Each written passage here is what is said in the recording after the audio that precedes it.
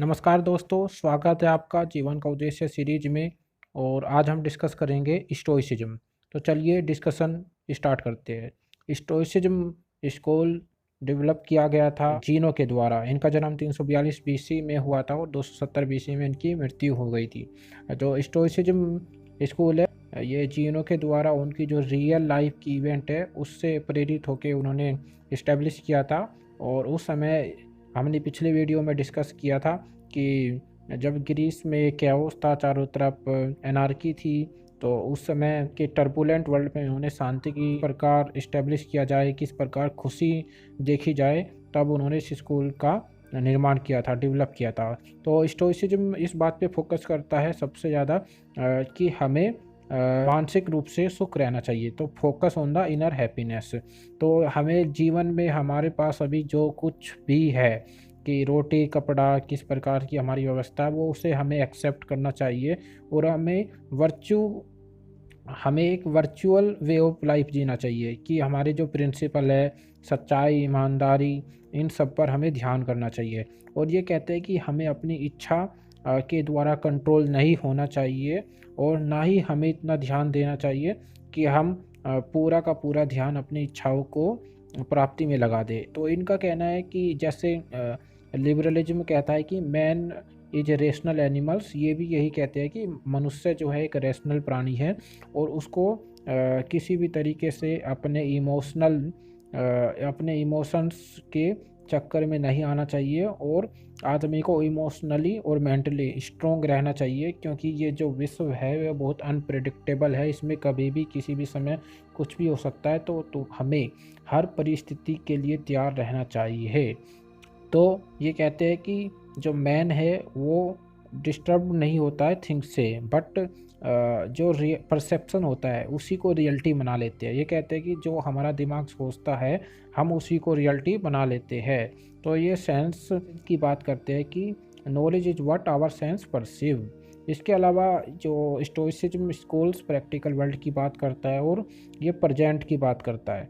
और ये कहते हैं कि जो एक्सटर्नल थिंग्स है जैसे कि हेल्थ, वेल्थ, प्लेजर, ये समय और स्थिति के साथ में गुड और बैड है।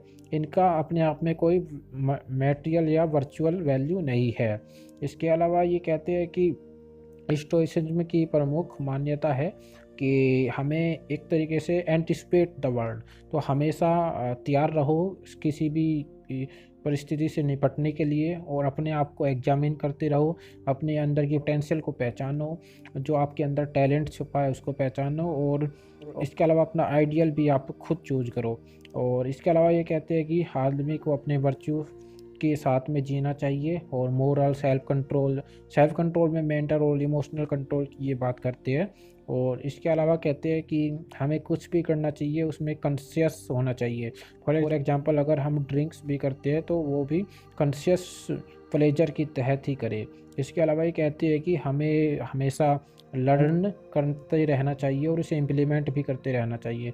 और इसके बारे में चिंता मत करो जो तुम्हारे पास नहीं है, जो है उसी में आप खुश रहिए। तो स्टोइसिज्म का जो बेसिक प्रिंसिपल है वो यही कहता है कि हमें वर्चुअस लाइफ जीनी चाहिए, सेल्फ डिसिप्लिन लाइफ जीनी चाहिए, और किसी भी तरीके से हमें अपने इमोशंस और इम्पल्सेज और डिजायर उनके कंट्रोल में नहीं आना चाहिए। तो क्योंकि अगर हम इमोशनली रूप से बहुत ज़्यादा सोचने लगेंगे और या इमोशनली रूप से डिसीजन लेने पड़ेंगे, तो ये हमारी रेशनल थिंकिंग पर इंटरफेरेंस होगा, तो इससे आप दुखी रहने लगेंगे। तो इसके अलावा स्टोइसिज्म रिजेक्ट करता है प्लेटोनिक वर्ल्ड पे, और जो आइडियल वर्ल्ड है प्लेटो का, कि एक आइडियल स्टेट होता है जहाँ पे सब लोग खुशी से रहते हैं और उस फिलोसफर किंग उसे मैनेज करता है। तो ऐसा कोई आइडियल स्टेट पूरे वर्ल्ड में नहीं है, ये सब कहना है स्टोइसिज्म का। और इसके अलावा स्टोइसिज्म का यह भी कहना है कि हमें अपने आप गुस्से पर कंट्रोल रखना चाहिए, और दूसरों से ईर्ष्या नहीं करनी चाहिए। इनफैक्ट उस समय में ग्रीस सिटी स्टेट के समय में स्लेव्स को अनइक्वल समझा जाता था, लेकिन उस समय भी इन्होंने कहा कि दूसरे व्यक्ति को, सभी को इक्वल समझो, क्योंकि ये सब नेचर के ही प्रोडक्ट है, हम सब एक जैसे ही है। तो इसके अलावा इन्होंने कहा कि वाइज मैन है वो सारे के सारे वर्च्यू उनके पास होते हैं, इसलिए वे खुश रहते हैं।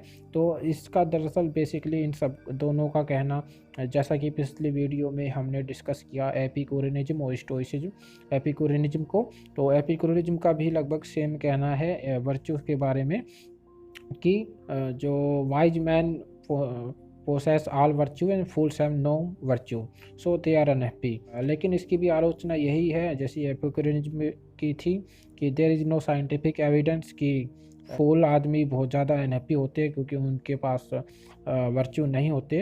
और वर्च्यू समटाइम्स गुड भी हो सकता है। और इस सोक्रेट और एरिस्टोटल डिस्कोर्स की बात, दरअसल इन दोनों ने सोक्रेट और एरिस्टोटल की बात को इग्नोर किया।